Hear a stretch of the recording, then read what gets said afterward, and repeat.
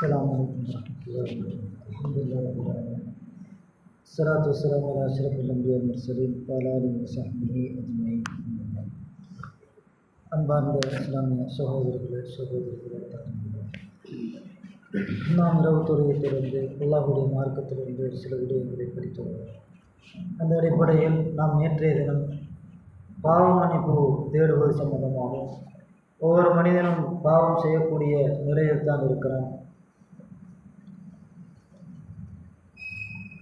பாவம் செய்கின்ற மனிதன் அல்லாஹ்விடத்தில் பாவ மன்னிப்பு தேடி வருகிற பொழுது அல்லாஹ் தஆலா அவனுக்கு அருள் புரிகிறான் என்ற செய்திகளை நாம் நேற்றைய தினம் பார்வையிட்டோம்.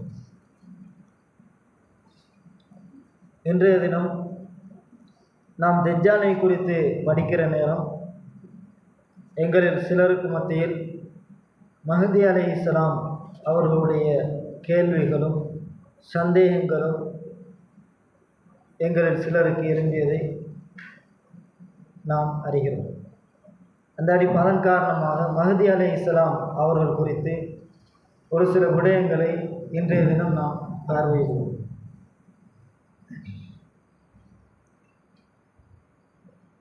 மஹ்தி அலைஹிஸ்ஸலாம் அவர்கள் குறித்து எங்களில் ஒவ்வொருவரும் ஒவ்வொரு தகவல்களை நாம் அறிந்து வைத்திருக்கிறோம். இப்படியான மஹ்தி அலைஹிஸ்ஸலாம் என்பவர் இப்படி இருப்பார், அப்படி இருப்பார். சுருக்கமாக சொல்ல வேண்டுமானால் மஹ்தி அலைஹிஸ்ஸலாம் அவர்கள் குறித்து குறைவான செய்திகளே ஆதாரபூர்வமான செய்திகளாக பதிவு செய்யப்பட்டிருக்கிறது. ரசூலுல்லாஹ்வுடைய ஹதீஸில் மிகவும் சொற்பமான செய்திகள் தான் பதிவு செய்யப்பட்டிருக்கிறது. ஆனால் இந்த சமூகத்தில் அதிகமான தகவல்கள் மஹ்தி அலைஹிஸ்ஸலாம் அவர்கள் குறித்து பரப்பப்பட்டு கொண்டிருக்கிறது. நபிகளார் சொன்ன விடயங்களை தாண்டியும் நிறைய விடயங்கள் இன்றைய சமூகத்து மக்களுக்கு தெரிந்திருக்கிறது. ரசூலுல்லாஹி ஸல்லல்லாஹு அலைஹி வஸல்லம் அவர்கள் சொன்னது எதுவோ அதை விட்டு வேறு என்னென்னமோ தகவல்களையும் மஹ்தி அலைஹிஸ்ஸலாம் குறித்து அறிந்திருக்கிறார்கள். மஹ்தி அலைஹிஸ்ஸலாம் அவர்களுடைய வருகை மறுமை நாளின் அடையாளங்களில் ஒன்று. ஆனால் மஹ்தி அலைஹிஸ்ஸலாம் அவர்களுடைய வருகை என்பது மறுமை நாளின் பெரிய அடையாளங்களில் ஒன்றா, சிறிய அடையாளங்களில் ஒன்றா? சின்ன அடையாளங்களில் ஒன்றுதான். பெரிய அடையாளங்களில் மஹ்தி அலைஹிஸ்ஸலாம் அவர்களுடைய வருகை இல்லை. ஆனால் ஈசா அலைஹிஸ்ஸலாம் அவர்களுடைய வருகையையும் தாண்டி தஜ்ஜாலுடைய ஃபித்னாவையும் தாண்டி மனிதர்கள் மஹ்தி அலைஹிஸ்ஸலாம் அவர்களுடைய வருகையை அதிகம் எதிர்பார்த்து கொண்டிருக்கிறார்கள். என்னமோ அதுதான் பெரிய அடையாளம் போகும். அதே நேரம் மஹ்தி அலைஹிஸ்ஸலாம் அவர்களுடைய வருகையை எதிர்பார்த்திருக்க வேண்டிய தேவையும் ஒரு முஸ்லிமுக்கு இல்லை. மஹ்தி அலைஹிஸ்ஸலாம் அவர்களுடைய வருகையை எதிர்பார்த்திருக்க வேண்டிய தேவையும் முஸ்லிம் சமூகத்துக்கு இல்லை. ஏனென்றால் அதை மஹ்தி அலைஹிஸ்ஸலாம் அவர்களுடைய வருகையை அது ஒரு மறுமையின் அடையாளமாக சொன்னார்களே தவிர அவருடைய வருகையை நீங்கள் எதிர்பார்த்து காத்திருங்கள், அவருடைய ஆட்சியில் நீங்கள் அவருக்கு ஒத்துழைப்பு கொடுங்கள், அவருடைய ஆட்சியில் நீங்கள் அவர்களுக்கு பக்கபலமாக இருங்கள், அவர் மார்க்கத்தை நிலைநாட்டுவதற்காக நீங்கள் அவர்களோடு இப்படி எந்த செய்தியுமே சொல்லப்படவில்லை. மஹ்தி அலைஹிஸ்ஸலாம் இஸ்லாமிய ஆட்சியாளர்களுடைய பட்டியலில் அவரும் ஒருவராக வருவார், அவ்வளவுதான். இஸ்லாமிய கலீஃபாக்களுடைய பட்டியலில் மறுமை நாள் நெருங்குகிற பொழுது ஈசா அலைஹிஸ்ஸலாமுடைய வருகையின் பொழுது அவர்கள் இருப்பார்கள் செய்து நம்ம இதில் பார்க்கிறோம். அப்போ அந்த நேரத்தில் அவர் ஒரு கலீஃபாக, ஒரு ஆட்சியாளராக இருப்பாரே தவிர வேறெந்த இதுவும் அல்ல. அதே நேரம் மஹ்தி அலைஹிஸ்ஸலாம் அவர்கள் அந்த சமூகத்தில் மிகவும் சிறப்பு வாய்ந்தவராக இருப்பார் என்பதும் அல்ல. ஒரே சிறப்பு, நபிகளாருடைய பரம்பரையில் வருவார். ஆனால் இன்றைக்கு நாம் எப்படி மஹ்தி அலைஹிஸ்ஸலாம் அவர்களுடைய வருகையை பார்க்கிறோம் என்றால், எமக்கு ஏதாவது அடக்குமுறைகள், ஏதாவது பெரும்பான்மையினத்தவர்களால் ஏதாவது சோதனைகள் வருகிற பொழுது நமக்கென்று ஒரு ஆட்சி இருக்கிறது, மஹ்தி அலைஹிஸ்ஸலாம் வருவார், அந்த நேரத்தில் எங்களுக்கு ஆட்சி கிடைக்கும், அப்போதான் எங்களுக்கு நிம்மதியாக வாழ முடியும், அப்போதான் நாங்கள் என்று நம்முடைய சோதனைகளையும் நம்மளுக்குரிய பிரச்சனைகளையும் அந்த ஆட்சியை மையமாக வைத்தே நாம் என்ன செய்கிறோம், தள்ளி போடுவோம். அதை ஒரு காரணம் காட்டி அதை பொறுமை காக்கிறோம். அப்படி இஸ்லாம் சொல்லவில்லை. நீங்கள் வாழுகின்ற காலத்தில் என்ன என்ன நடவடிக்கைகளை, என்ன என்ன தீர்மானங்களை, என்ன என்ன வழிமுறைகளை நீங்கள் செய்ய வேண்டும், அதை இஸ்லாம் சொல்லி இருக்கிறது, அதை நீங்கள் செய்தாக வேண்டும். அவருடைய வருகைக்கும் எமக்கு நடக்குகின்ற பிரச்சனைக்கும் எந்த சம்பந்தமும் இல்லை. அவர் மறுமையின் அடையாளமாக வந்து விட்டு போவார். சரி, இப்போ மஹ்தி அலைஹிஸ்ஸலாம் அப்படி என்கிற ஒரு பெயர் எங்கள் எல்லாருக்கும் மத்தியில் அறிமுகம் இருக்கிறது. மஹ்தி அலைஹிஸ்ஸலாம் என்கிறது எங்கள் எல்லாருக்கும் தெரியும். ஆனால் மஹ்தி அலைஹிஸ்ஸலாம் அவர்களுடைய அந்த பெயரை பொறுத்த வரைக்கும் எந்த ஒரு சஹீஹான ஹதீதுகளிலும் அவருடைய பெயர் மஹ்தி என்று சொல்லப்படவில்லை. ஆனால் பலவீனமான ஹதீதுகளில் தான் மஹ்தி என்கிற ஒருவர் வருவார், மஹ்தி என்கிற ஒருவர் வருவார் என்பது பலவீனமான செய்திகளில் தான் இருக்கிறது. ரசூலுல்லாஹி ஸல்லல்லாஹு அலைஹி வஸல்லம் அவர்கள் சொல்றாங்க, லௌலம் யபுக மினத் துன்யா இல்லா யௌம், மறுமை நாள் நடப்பதற்கு எஞ்சி இருக்கின்ற ஒரு நாளாக இருந்தாலும் லதவ்வலல்லாஹு ஸாலிகல் யௌம், அந்த நாளை அல்லாஹ் தஆலா நீட்டி வைப்பான். ஹத்தா யபஅத பிஹி ரஜுலன் மின்னி, என்னிலிருந்து ஒரு மனிதனை அல்லாஹ் அனுப்பாத வரைக்கும் மறுமை நாளை ஏற்படுத்த மாட்டான். என்னிலிருந்து ஒரு மனிதரை அனுப்பாத வரையில் மறுமை நாள் நிகழாது. அது கடைசி மறுமை நிகழ்வதற்கு ஒரு நாளாக இருந்தாலும் அந்த நாளை இறைவன் நீடிக்க வைத்து அந்த நாளில் ஒருவரை இறைவன் அனுப்பி வைப்பான், என்னிலிருந்து வருவார் என்ற செய்தி ரசூலுல்லாஹி ஸல்லல்லாஹு அலைஹி வஸல்லம் சொல்றாங்க. இன்னொரு ஹதீஸில் மின் இத்துரத்தி மின் வலதி பாத்திமா, அவர் என்னுடைய சந்ததிகளில் பாத்திமாவுடைய பிள்ளைகளில் ஒருவராக வருவார் அப்படின்னு செய்தி ரசூலுல்லாஹி ஸல்லல்லாஹு அலைஹி வஸல்லம் சொல்றாங்க. ரசூலுல்லாஹ்வுடைய பரம்பரையை சேர்ந்தவராகத்தான் யார் இருப்பார், மஹ்தி என்று சொல்லக்கூடிய அலைஹிஸ்ஸலாம் அவர்கள் இருப்பார்கள். அவர் ஒரு நபியோ அல்லது அவர் ஒரு சட்டம், மக்களுக்கு சட்டம் தொகுத்து வழங்குகின்றவரோ, இதுதான் சரி இதுதான் பிழை என்று மார்க்க பத்துவா கொடுக்கின்றவரோ இல்லை. அவருக்கு அந்த நேரத்தில் அதுவெல்லாம் இல்லை. அவர் ஒரு ஆட்சியாளராக இருப்பார். இன்றைக்கு நம்முடைய கரத்தில் இந்த குர்ஆன் எதை சொல்லுகிறதோ, இன்றைக்கு நம்முடைய கரத்தில் இருக்கிற நபிமொழிகள் எதை சொல்லுகிறதோ அதைத்தான் அவரும் பின்பற்றுவார். அவர் புதிதாக எந்த ஒரு சட்டத்திட்டங்களையும் போட போவதில்லை. அவர் இஸ்லாமிய ஆட்சியாளர்களுடைய பட்டியலில் அவர் ஒருவராக வருவார். ரசூலுல்லாஹி ஸல்லல்லாஹு அலைஹி வஸல்லம் அவர்கள் தொடர்ந்து சொல்கிறார்கள், மின் அஹ்லி பைத்தி, அவர் அஹ்லுல் பைத்துகளில் ஒருவராக இருப்பார். பாத்திமா ரலியல்லாஹு அன்ஹா சந்ததிகளில் வருவதாக அஹ்லுல் பைத்துகளில் ஒருவராக அவர் இருப்பார். யுவாத்தி இஸ்முஹு இஸ்மி, அவருடைய பெயர் என்னுடைய பெயரை ஒத்ததாக இருக்கும், ஏண்ட பெயராகத்தான் அவருடைய பெயரும் இருக்கும். அவர் ரசூலுல்லாஹ் இங்கே மஹ்தி என்று சொல்லலை. ரசூலுல்லாஹ் சொல்லுகிறார்கள் இஸ்முஹு இஸ்மி, அவருடைய பெயர் என்னுடைய பெயராக இருக்கும். அப்படி என்றால் முஹம்மத் என்கிறது அவருடைய பெயர்.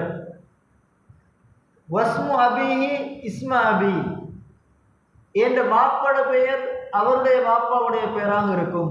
அப்படி என்றால் மாப்பட பெயர் அப்துல்லா. அப்போ முஹம்மது இப்னு அப்துல்லா என்பது அந்த ஆட்சியாளருடைய பெயராக இருக்கும். மஹ்தி அலைஹிஸ்ஸலாம் அவருடைய பெயராக இருக்கும். அவர் வருகிற நேரம் யம்லல் அர்ல கிஸ்தன் வஅதிலா கமா முலியத் துல்மன் வஜௌரா, அவர் இந்த பூமியில் நீதியையும் நேர்மையையும் நிலைநாட்டுவார், பூமியில் நிரப்புவார். எப்படி அநியாயங்களும் அட்டூழியங்களும் நிரம்பி இருந்ததோ அந்த நேரம் வார நேரம் அப்படித்தான் இருக்கும். அநியாயங்களும் அட்டூழியங்களும் அடக்குமுறைகளும் நிரம்பியதாக இந்த பூமி இருக்கும். அவர் ஆட்சியாளராக நியமிக்கப்படுகிற பொழுது அவர் நீதியையும் நேர்மையும் நிலைநாட்டி இந்த பூமியை நிரப்புவார்.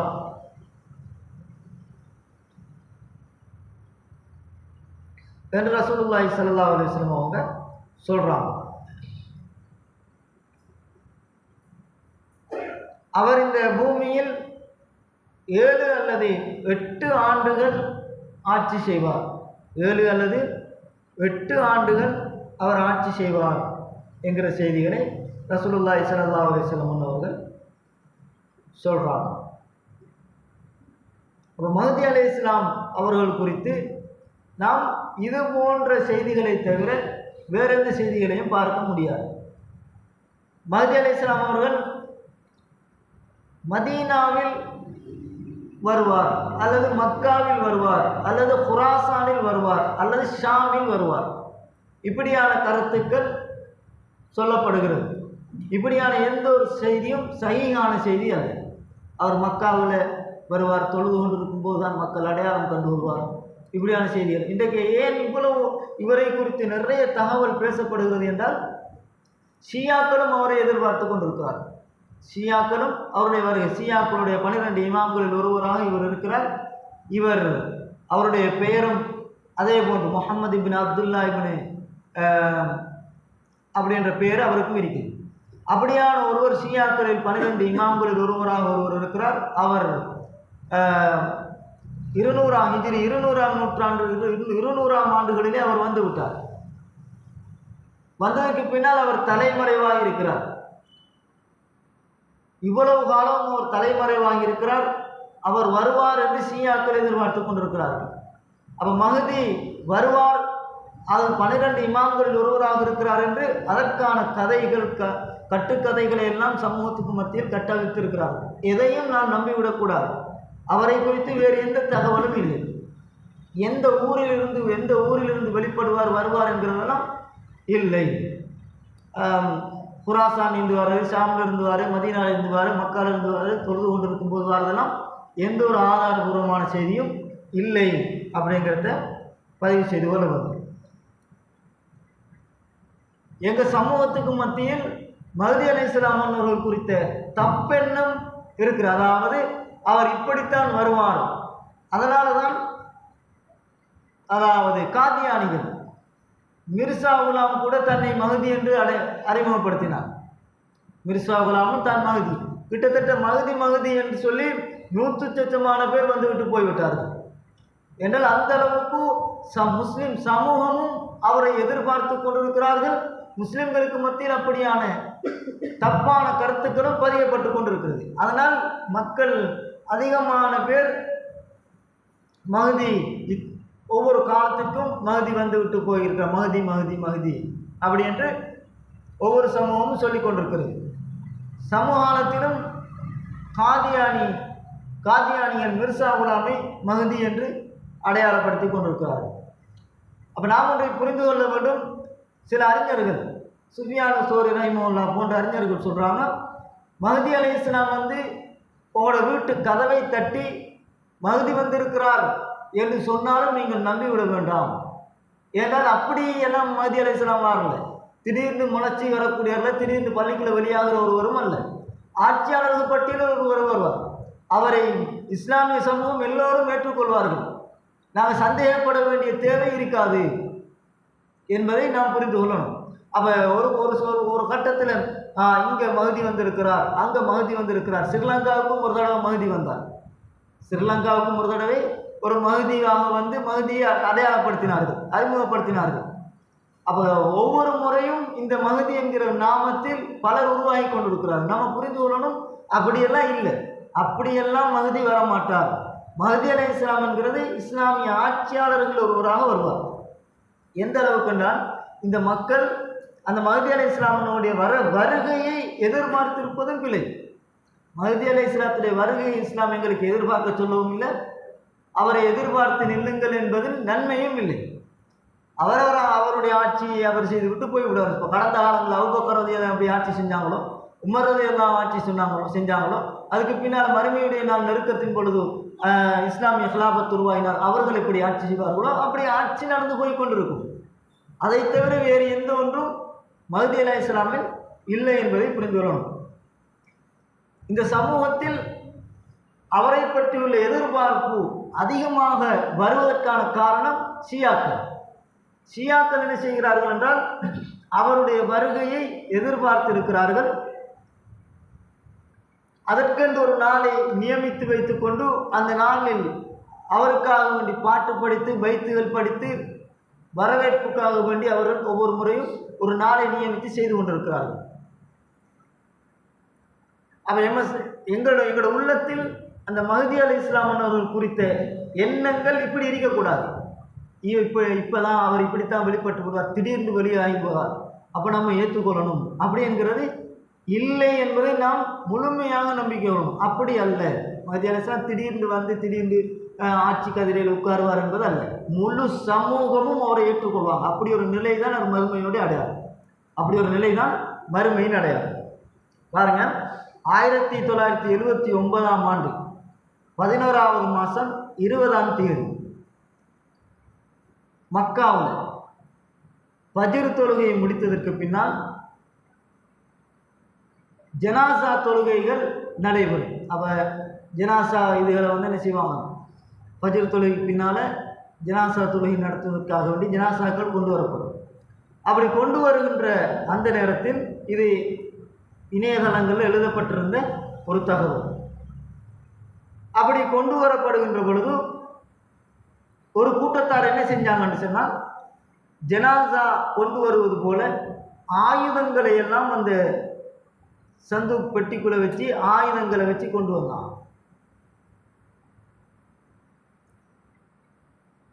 அந்த நேரத்தில்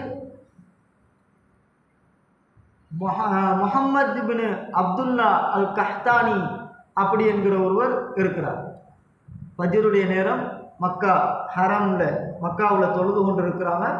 அப்போ ஜனாசா தொழுகை தொழுவிக்கிற நேரம் அந்த ஜனாசாக்களை எடுத்து ஒவ்வொரு ஜனாசாக்களை கொண்டு வர நேரம் ஒரு ஜனாசா இதுக்குள்ளே வந்து ஜனாசா இல்லாமல் ஆயுதங்களை மட்டும் போட்டு கொண்டு வராங்க. அப்போ அந்த இதுக்குள் ஒருவரை நியமிச்சிக்கிறாங்க. அவர் அப்துல்லா இப்னு முஹம்மது இப்னு அப்துல்லா அல் கஹ்தானி அப்படிங்கிற ஒரு அவரை இவன் ஆயுதம் உள்ளுக்கு வந்ததுக்கு பின்னால் அந்த நேரத்தில் கிளர்ச்சியாளர்கள் என்ன செய்கிறாங்க என்றால், உடனே இவர் தான் மஹ்தி வந்திருக்கிறார், இவர் மஹ்தி வந்திருக்கிறார் அப்படின்னு சொல்லி அடையாளப்படுத்துகிறாங்க. இப்போ அதுக்குள்ளே இவங்க ஆயுதம் எல்லாம் கையில் ஏந்திவிட்டார்கள். அதில் 1,00,000 பேர் இவர்களுடைய அந்த ஹரம் எல்லைக்குள்ளால் இவர்கள் சிறைபிடித்து விடுறாங்க. ஹரம் எல்லைக்குள்ளால் இவர்கள் முற்றுகையிட்டு விடுறாங்க, ஆயுதத்தோடு முற்றுகையிட்டு விடுறாங்க. கோஷம் என்னென்றால், இந்த முஹம்மது பின் அப்துல்லா அல் கஹ்தானி என்கிறவர் இருக்கிறார், இவர் தான் மஹ்தி, இவரை ஏற்றுக்கொள்ள வேண்டும். அந்த நேரம் கிட்டத்தட்ட 14 நாள் அந்த மக்கா ஹரம் வந்து முற்றுகையிடப்படுகிறது. 14 நாட்கள் ஹரம் வந்து முற்றுகையிடப்படுகிறது. 14 நாளும் ஒரு தவாபும் நடக்கவில்லை, ஒரு தொழுகையும் நடக்க விடவில்லை, எந்த ஒரு இபாதத்தும் நடக்கவில்லை. இவர்களுடைய அந்த ஆக்கிரமிப்பின் பொழுது அந்த நேரத்தில் இருந்த மன்னர் ஹாலித் என்கிறவர் தான் அந்த நேரம் ஆட்சியாளராக இருக்கிறார். அப்போ செய்கிறது, இப்போ என்ன செய்கிறது அப்படிங்கிறது இல்லை. இவன் 14 நாள் அரெஸ்ட் பண்ணி வச்சுக்கிறாங்க. மஹ்திங்கிறவர் இவர் தான்ங்கிறத ஏற்றுக்கொள்ளணுங்கிற ஆயுத குழு ஹரம் மக்காவுக்குள்ளே வந்து நின்று மறைச்சி வச்சு கொண்டிருக்கிறார்கள், ஏற்றுக்கொள்ளணும் அப்படின்ட்டு ஒரு பாருங்கள் எவ்வளோ இந்த நம்பிக்கையில் இவங்க ஒரு கூட்டம். அதுக்குள்ளே வந்தவங்களை பார்த்தான்னு சொன்னால் கிட்டத்தட்ட 12 நாடுகளிலிருந்து ஆட்கள் அது குறிக்கிறாங்க. இவரை மஹ்தி என்று ஏற்றுக்கொள்ளணுங்கிறதுக்காக வேண்டி கிட்டத்தட்ட 12 நாடுகளில் ஆட்கள் வந்து இந்த கோஷத்தை வெளியிட்டு கொண்டிருக்கிறாங்க. ஆயுதத்தை ஏந்தி கொண்டு இவரை மஹ்தி என்று ஏற்றுக்கொள்ள வேண்டும். எங்கே போய் நிற்கிறாங்க? மக்காவில் கஅபத்துல்லாவுக்குள்ளே போய் நிற்கிறாங்க. அப்போ மன்னர் ஹாலித் என்ன செய்கிறார்கள், அந்த நேரத்தில் இருந்த உலமாக்களை ஃபத்வா குழுவை கூப்பிட்டு மசூரா செய்கிறாங்க. மசூரா செய்கிற நேரம், இல்லை இது ஒரு வழிகட்ட பிரிவு, இது வழிகட்ட பிரிவு, இப்படியெல்லாம் மஹ்தி வரமாட்டார் அப்படின்னு சொல்லி இவர்களை எதிர்த்து போராடுவது தான் கடமை என்று அந்த உலமாக்கள் ஃபத்வா கொடுத்தார்கள் என்று செய்ய நம்ம பார்க்கணும். அப்போ நம்ம இதில் தெரிஞ்சு வரணும் என்றால், இந்த மஹ்தியுடைய வருகையை நாம் எதிர்பார்ப்பது வித்தியாசம். அப்போ திடீர்னு வருவார், மக்காவில் வந்து நின்றுவார், அப்போ மக்கள் ஏற்றுக்கொள்ளணும் அப்படின்ற ஒரு நம்பிக்கை இருந்ததுனால தான் இப்படி ஒரு ஏற்பாடு.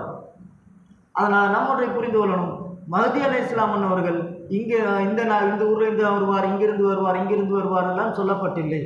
மஹ்தி அலைஹிஸ்ஸலாம் என்ற பெயரே சஹீஹான எந்த ஒரு ஹதீஸிலும் இல்லை. மஹ்தி என்கிற பெயர் சஹீஹான எந்த ஒரு ஹதீஸிலும் இல்லை என்பதை நாம் அறிஞர்களுடைய கூட்டுகளிலிருந்து பார்க்கிறோம். அப்போ மஹ்தி அலைஹிஸ்ஸலாம் அவர்கள் குறித்து நம்ம இப்போ இவ்வளவுதான் தகவல். மஹ்தி அலைஹிஸ்ஸலாம் குறித்து இவ்வளவுதான் தகவல்.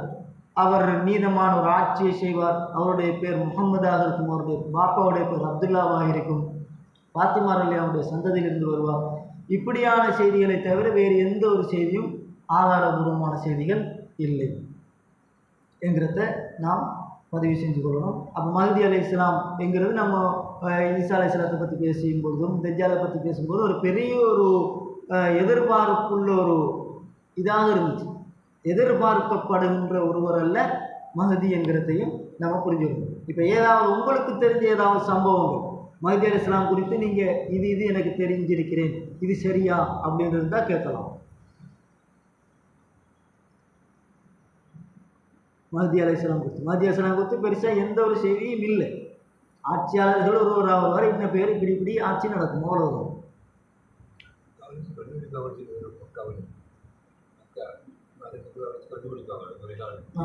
அது எந்த ஒரு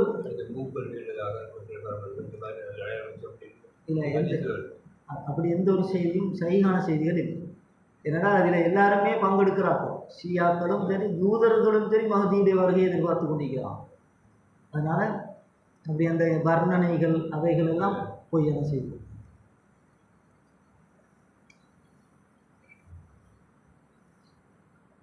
அப்போ மஹ்தி அலைஹிஸ்ஸலாம் குறித்து நம்ம தெளிவாக கிலாபத்துங்கிறது அது முழு இதையும் தான் அது பிரதிபலிக்கும். முஸ்லீம்கள் எல்லோரும் அந்த கிலாபத் உருவாகிவிட்டால் அந்த கலிஃபாவுக்கு தான் பைஅத் செய்யும். அது அந்த ஆட்சியின் தொடரில் அது நடந்து கொண்டு போகிற விஷயம். இப்போ நம்ம இந்த இடத்துல வந்து அதை பற்றி பேசுகிறதுங்கிற ஒரு ஆரோக்கியமானது ஒன்று அல்ல. அது அந்த கிலாபத்தினுடைய போங்கில் அது போகும். அந்த நேரத்தில் முஸ்லீம்கள் சரியாக அதன் பாதையினை வழி நடத்தப்படுவார்கள். அதில் ஒருவராக இவர் வருவார், அவ்வளோதான். அந்த நேரத்தில் எல்லா முஸ்லீம்களும் ஒரு கூட்டத்தின் கீழால் போகும். அடுத்த இன்னொரு செய்தி, கருப்பு கொடியை ஏந்தி கொண்டு வருவார்கள், அவங்க தான். அதெல்லாம் பொய்யான செய்தி, அதெல்லாம் சரியான செய்திகள் இல்லை. அது சுருக்கமாக மஹ்தி அலைஹிஸ்ஸலாம் குறித்து பார்வை இவ்வளவுதான். வேறு எந்த ஒரு செய்தி வந்தாலும் நீங்கள் அதை பொருட்படுத்தவும் தேவையில்லை. அது ஒரு தகவலும் அல்லங்கிறத நீங்கள் புரிந்து கொண்டால் போதும். சுப்ஹானல்லாஹ்.